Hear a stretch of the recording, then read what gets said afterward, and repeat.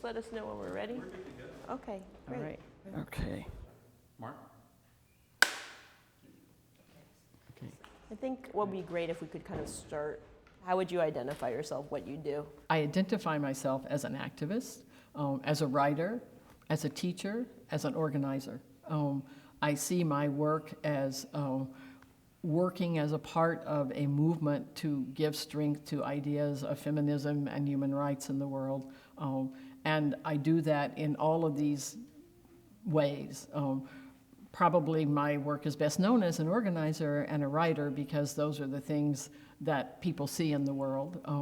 And my effort to organize a movement to bring women's rights as human rights onto the international agenda has been the core point of my last 20 years. And to do that, I helped to found a center for women's global leadership that has worked with training women around the world for how they can use the international human rights system, what it means. In the beginning, much of our work was on what does it mean to see women's rights as human rights? What does that actually mean and how does it strengthen your work? And also on how to have access to the United Nations, to human rights treaties, to make them viable at the national and local level. So that's been the work of my center, building networks. We helped create many networks, one on women human rights defenders that works to defend women who are working as activists around the world, who are under attack because of the positions that they're taking, networks around resources and how to build the resources for this work. This is the kind of work that I do according to the moment, including, I should probably mention that the last 5 years I've been very active in something called the Gender Equality Architecture Campaign, which has been working to create a new agency in the UN, which we just achieved this year, called UN Women, to make the UN be a stronger voice on women's rights throughout the world. So sometimes that work is within the UN, sometimes it's on the ground, but it's to constantly bring the local and the global into communication to support each other in a more effective way. Why is it important that women get involved in leadership positions internationally? Well, I think there's two reasons that it's important. I think it's important for the world in the same way that it's important that women get involved in monitoring and engaging with governments at the national level or with city councils at the local level. The United Nations and the bodies that work with the United Nations are the only form of global governance we have today. This is where decisions do get made that have a lot of impact on women's lives, how development money gets spent, what kind of family planning policies there are, what campaigns and global standards we have around violence against women. So the first reason to get involved is because it has an impact on women's lives. What happens in the international level often sounds obscure to people, but it actually does have an impact, and it is a place where women can engage with their governments in the larger picture. I think the second reason is that by getting involved in that, we have found that women who work nationally or locally are strengthened in their own activity. So even if they aren't primarily working on, say, UN policies, knowing about those policies gives them greater tools for work at the local level. We found after women have been in the international picture, whether coming to the Commission on the Status of Women or engaged in monitoring the Women's Convention, the CEDAW Convention, all of these ways of being engaged actually make them more powerful with their own governments when they go back home. They know what their government has said it's supposed to do. They can use that international arena as part of their own lobbying and strategy. So in that sense, it's to continually see that the local and the global feed each other. They're not separate. They have an impact on each other. Can you talk about what women's issues are right now around the world? Well, I think the issues for women around the world are really very similar to the issues for women in the United States. They just often take different forms. To me, it's not so much that the issues are different, it's how the power and the way in which these problems manifest in women's lives. So the big issues for women around the world, and I include the United States, are issues of violence against women.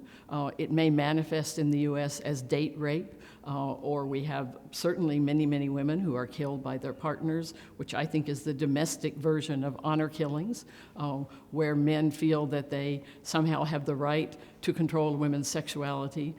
That may take a different form in Jordan, or it may take a different form in Brazil, where it's crimes of passion.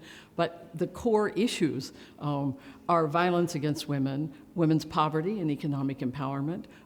Everywhere in the world, women are still very far behind in economic power, and this affects their lives. And women's control over their bodies in terms of reproductive rights, sexuality. I think these are the kind of big issues for women everywhere. What is different, and this is how I see the work we do, is that the way it manifests, the particularities. So you may have female genital mutilation in one country, but to understand that that's a particular form of the control of women's sexuality and violence is to see that it's a particularity, but it's not a totally different issue than the issue of violence that women are working on in a domestic shelter in the United States, where they're also looking at how women may be abused because someone thinks they should control their sexuality. So I really think it's important to see that fundamentally women are working for empowerment, for economic and political empowerment, to have a voice in politics for the sake of changing these conditions of their lives that have to do with what I see as sort of the big picture of poverty and violence around the world. In situations where there's war and conflict, you have very particular and important manifestations of that, like sexual violence, rape, and war. We now understand as a human rights issue because women have worked to bring this into the public. But those same women who are raped in war have been abused before that. And in post-conflict situations, violence actually often increases. So it's not that you can end rape and war as an isolated issue. It's that you need to get some kind of accountability for that, but to put it in the picture of why are women abused and used as pawns in a war, because they are used that way in peacetime as well. So I think that's the way in which we try to work, to see that women are defining the particulars of their own manifestation of these problems, and that their voices need to be the one saying what the problems are. What we do is to help give space to that in the United Nations and to link them to people who are working on similar questions to see how they can strengthen each other. A lot of people would say these are personal issues, not political ones. Can you talk about what's wrong with that? Well, I think it's important to understand that violence in all situations is used to keep people under control. You look at human rights. What is human rights about? It's about not having the ability of the state or people who are in power to abuse others. Torture is about violence. It's about one form of violence. You look at many human rights issues. They are actually about who has the right to violate someone else. We have laws about murder. A brother can't murder his brother in the family. That's a personal sphere. But we have laws about what people can do to each other. So often I think we somehow cut those off when we think about women. And we say all of a sudden that violence against women is a cultural or a domestic issue. Well, why is violence against women any more of a domestic issue than violence of any other type? Most violence occurs in the private sphere. Most violence, we don't say that you have the right to abuse each other just because you live together in a family. So I think that what has happened is really an extension of what used to be, even in law in the West as well as other parts of the world, that women are the property of men. They are the property of their fathers, their brothers, their family. And that's now extended to the notion that somehow in culture, women can still be the property of the culture, rather than seen as individuals who have the right not to be violated. So I think it's really a matter of rethinking what are we talking about when people tend to say, well, these things can happen to women because it's cultural. Well, everything in human rights is cultural. The death penalty, which is a big issue in human rights in the United States, is a cultural question. The issue of segregation and racial segregation was a cultural question. Everything that we fight for to make people's lives better as human rights are questions of changing our cultures. I don't think any of us, if we think about it, really want everything to be back as it was I don't even know when would you call the original point, 1,000 years ago, 100 years ago, So I think we've gotten off track about what we mean by culture. And rather we should be looking at how does everyone, women and men, and people who are marginalized and disempowered, participate in the evolution and changes in culture. And one of those big changes in our century is the changes in how women are seen. So this change is only quite recent in the West. It isn't like the West has been having these laws that were good for women for very long. So this, if you put this in the picture of human history, this is an evolution that's happening around the world. When I saw the women from Yemen demonstrating in their chadors saying, yes, we have the right to be out on the street, and the women in the Ukraine taking off their clothes to protest sex slavery, these women everywhere are saying we have the right to also determine what our culture will be. So I think that's where the violence against women issue comes, is an understanding that worldwide we are, as a people, changing the way we accept the violation of women. And I think it is actually key to changing the way we accept violence in the world overall. Because I think when we stop thinking that women can be violated, we will also be better able to question racial violence, violence between ethnic groups, and ask ourselves, why do we turn to violence as a solution to conflict? So in my mind, this is a cultural issue, but it's a profound part of a broader cultural picture, and it's not about the West telling some other culture what to do. The West has plenty of problems of violence against women unsolved of our own yet to deal with. So in that sense, my work internationally is about solidarity as a woman who spent many years in my own country trying to change my country with women who are trying to change their countries. We don't view it as anybody having the answers. We're all working together to see how we can make a positive human rights change for women in the world. And do you find you encounter a lot of resistance? Of course, this work meets a lot of resistance. Women have always met resistance when we try to organize.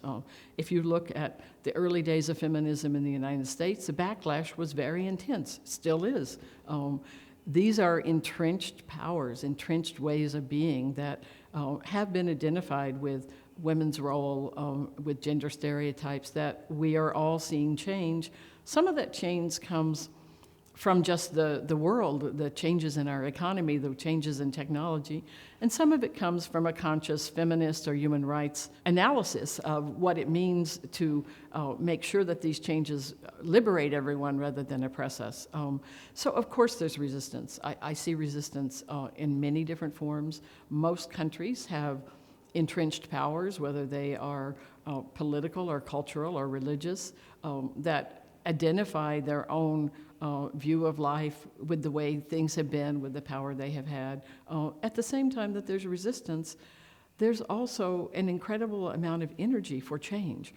And as I said, it's not only change because someone says it should be, it's change because the conditions of women's lives are changing, for better and for worse. Today, women have entered the workforce everywhere, often in oppressive and exploitative conditions. But when women start entering that workforce, the public workforce, they have public lives in a way they didn't have before. They have exposure to different ways of seeing issues. They have some economic power, and they begin to see the possibilities of what they could do differently. And also the roles they had before have been diminished. So the power they had in their own communities, when those communities were powerful, even the kind of power women did have, is often eroding. So they're kind of renegotiating what it means to be a woman. And within that, you have these larger movements like feminism and human rights that are trying to figure out how to defend women in that situation, whether they're in maquiladoras being exploited as labor or caught in sex trafficking, trying to figure out how to help women negotiate those changes so that their own lives will be better rather than worse. So Charlotte, you're known for this famous phrase that you coined. Can you kind of tell us what that is and what the meaning is behind it? The phrase women's rights are human rights has been a very important rallying cry for women. And I think it emerged out of the late 80s feminist movement as many of us, myself included, were looking at women's issues globally and trying to figure out why are these not seen as human rights abuses. In particular, in my case, I was doing some work at that time on the problem of sex trafficking and the whole sexual tourism issue in Europe and the United States. And we kept asking, why do the women who are victims of this not have access to refugee status? Why do we not see them as victims of human rights abuse? Why are they treated as criminals rather than as human rights victims who should be helped by the state and by the social forces to do whatever they want to do with their lives? And if they are in any way caught, they get deported rather than being given access to refugee status or to asylum or something like that. So it was a very particular problem we were looking at, and we began to say, why isn't this seen as human rights? And for me, that was the moment of sort of, why aren't all these issues of women understood as human rights? What is the separation that we have made between women's rights and human rights that is holding women back at this point? And it started for me from that particular, and I began a seminar on a global feminist view of human rights to try to understand that. And other women in Latin America, women in the Philippines were also starting to talk about women's human rights. And in that late 80s feminist period, moving into the world conferences of the UN in the 1990s, we began to realize that the only answer was for us to assert that indeed women's rights are human rights. I spent a couple of years trying to convince human rights organizations that violence against women was a human rights issue. But the breakthrough for me came when I saw a group of Filipino women having a big conference in, I think, 1988 called Women's Rights Are Human Rights. And I said, yes, that's what we've been saying. Women's rights are human rights. It's not about convincing someone else to accept this. We have to assert it. And when we assert it, and then we have to show it. So much of the work that I did in that period at the center at Rutgers was to build the case, to build the conceptual case, to make the parallels of violence against women in particular to other human rights abuses, to show when domestic violence becomes torture, to show how mass rape and gang rape is a form of sexual terrorism, to connect what happens to women to human rights terms. What would you say to someone who doesn't agree with that point? Well, I think the argument to understand why women's rights are human rights is made best by showing the particular things that happen to women. Because abstractly, you can get into kind of this ongoing discussion, well, what is human rights? After all, what is human rights? Human rights is defined by what people think is fundamental to human dignity. If you take the Universal Declaration of Human Rights, which we have done, and you take all those principles, and then you ask, well, where does that happen in a woman's life? You're supposed to be free from degrading treatment. Well, violence against women is one of the most significant forms of degrading treatment that women experience. Where does it say that you should not be arbitrarily detained, as they say, meaning held? Well, women who are kept in their homes and not allowed to go out of their homes are arbitrarily detained. It doesn't matter if it's the father or the brother or the husband who's doing it. To not be allowed to leave your home is the same issue that human rights people are fighting for about arbitrary detention. Extrajudicial executions is a human rights term for people who are killed not through any judicial process, not through a death sentence, which we could also even argue whether that's a human right. Women are killed all the time in what human rights people would call extrajudicial execution. So what we did is to show each of these concepts in human rights that have been adopted by the UN in all the different areas of life are things that happen to women all the time. But because human rights was initially shaped primarily around thinking about what does the state do, we had to shift people to thinking about what is the state responsible for making sure doesn't happen, which is also a human rights demand. I mean, after all, slavery, the state wasn't doing slavery. Individuals were owning people. That's what slavery is. The state had to make it illegal and prohibit it from happening. That's the same thing we're talking about. When women are violated in their homes, it's not the state doing it, but the state is responsible for outlawing it, and most of the laws on domestic violence throughout the world have changed in the last 20 years as a result of this work. And now we are working on how do you make sure the state actually produces the conditions where those laws will be implemented, because you can have the laws and women still don't have access to them.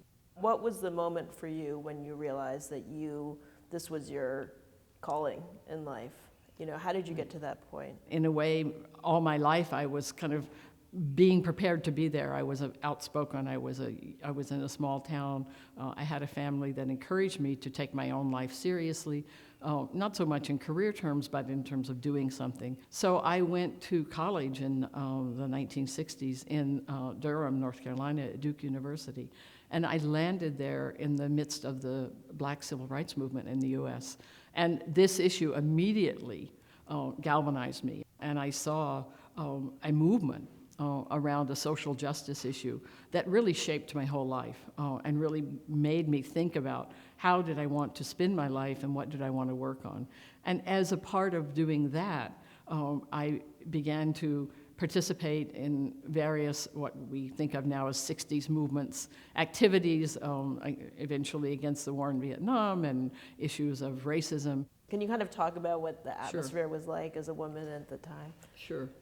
I mean, I grew up in the civil rights movement and the anti-war movement, and they gave me my political perspective on the world. So I'm a very strong advocate of what the importance of the movements were.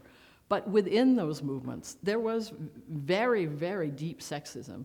The attitudes of the day toward women were not yet challenged. And it took many different forms. There are, of course, famous phrases like Stokely Carmichael, the only position for women in SNCC is prone, which was, kind of one of the more outrageous statements of it. But it was everyday kind of life. I remember when one of the women spoke at the counter-inaugural at the time of the Nixon administration and started to talk about feminism and women's liberation. One of the men yelled out, take her off the stage and fuck her. I mean, this notion that somehow you could answer women's demands in that kind of way. Not everybody, of course, agreed with that, but it was acceptable because the culture accepted that kind of treatment of women. In my case, I was always a kind of more serious organizer, so I experienced it more in these kinds of ways that you felt that your voice wasn't allowed to have the same authority. I went on one of the anti-war trips to Vietnam in a group of 2 women and 2 men. The 4 of us were there to represent different strands of the anti-war movement, and the 2 men spent the entire trip competing over who would be the spokesperson for our group. And never would they even consider that the 2 of us who were women could be the spokespeople. I mean, they were constantly competing over who got to speak for the group first. And at some point we said, this is not about who gets to be the leader of this little group. This is about a major war in the world, and you're reducing it to this kind of level. And in that particular moment, it was just the way the world was. I mean, these were not individuals who were mean or bad. These were individuals whose life was committed to social justice, but they had incorporated the cultural attitudes of the day. And so the women's movement that came out of that was really about how do we change the attitudes and towards women as a part of an understanding of social justice or liberation, as we called it in those days, or human rights, as I would call it today. To me, these have been different moments of understanding what it means to try to work for a better world that includes the interaction of men and women and an understanding of sexism as another aspect of the dominations that we want to end. It was kind of a broadening of the whole, of one central idea, I guess. Yeah, I mean, we used to have a phrase that I've come to embrace again in the 60s movement called revolution is a symphony of liberations. And in many ways, I think there was something very profound about that to have change, you can call it revolution, you can call it transformation, you can call it many different things, but to have change that really changes the world in terms of how people live requires many different players. The orchestra has to hear from many different players. And sometimes in the United States, we reduce that to a kind of competition of who's most oppressed and identity politics. I think that's the narrow view of it. The wide view of it is that all the identities and different experiences, I would call it the life experiences of people, need to be heard if we're really going to have the best solutions. If you're going to do something about the problems in this country, it's not just that you should let everybody be heard, it's that the solutions are going to be better if you hear from many different experiences of how these problems are created and how they might be changed. And there's a kind of popular notion in the world today, which we're trying to build on, that women are a part of the solution. And I think that's where I'd like to go with this, which is to understand that it's not just that some people, whether it's women or gay people or people of color, or Roma people in Europe, there are many different ways you can describe oppression. But the ultimate goal is all of these people have views of the world and what's going on and what's happening to people that are part of the solution. So if we really want to make the changes that I think we have to make in the globe today to rescue a world that seems to be going quite rampantly toward greed and toward self-destruction, it's going to take hearing from many different people how to begin to do that. What do you think are the most important issues as we look forward? Well, the interesting thing about issues is that in my mind, I see that there are certain constants about what are the big dynamic issues. And as I said earlier about the world globally, those are violence against women, women's control of their bodies, women's economic empowerment and poverty, and women's right to be in political participation and to have a voice in all the places where things get done. So to me, those big issues haven't changed. What has changed is how the problems are manifested. So that if you look at a problem like women's political voice, we used to be fighting just for women to be heard.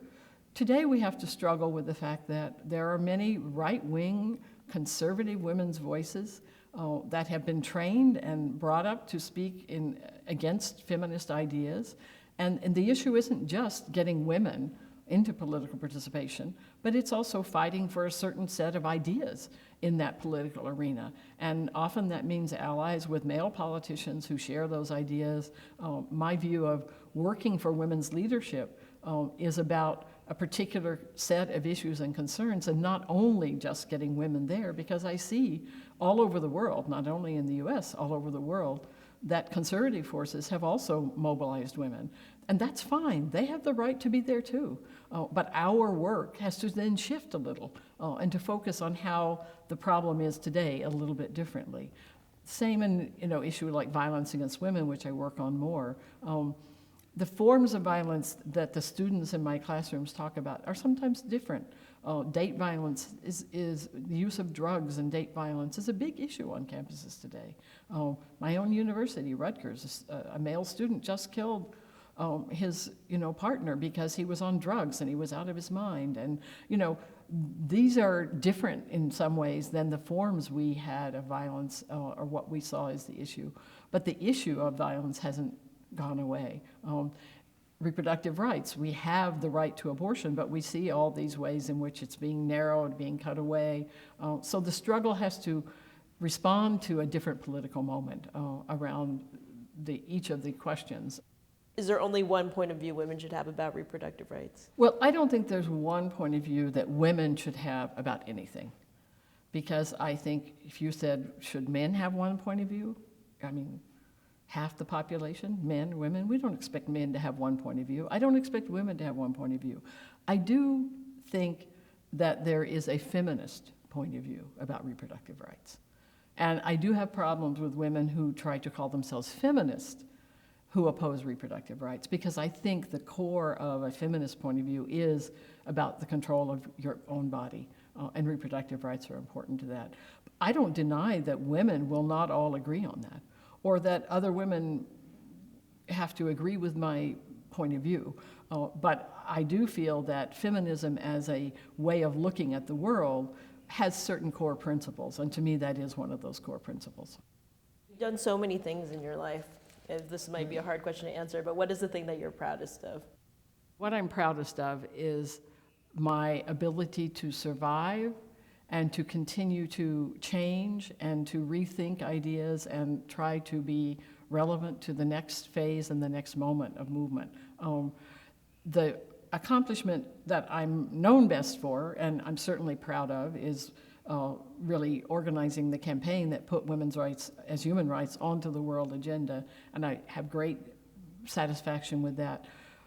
But I also feel that being a part of the early days of the feminist movement, helping to bring issues of lesbian rights and a broader understanding of sexuality, these are also important to me. And I think maybe that issue that, or what makes me the most proud is that I've been able to continually grow and see the opportunity and the need for change and to adapt and to keep the vision alive in new moments and new ways.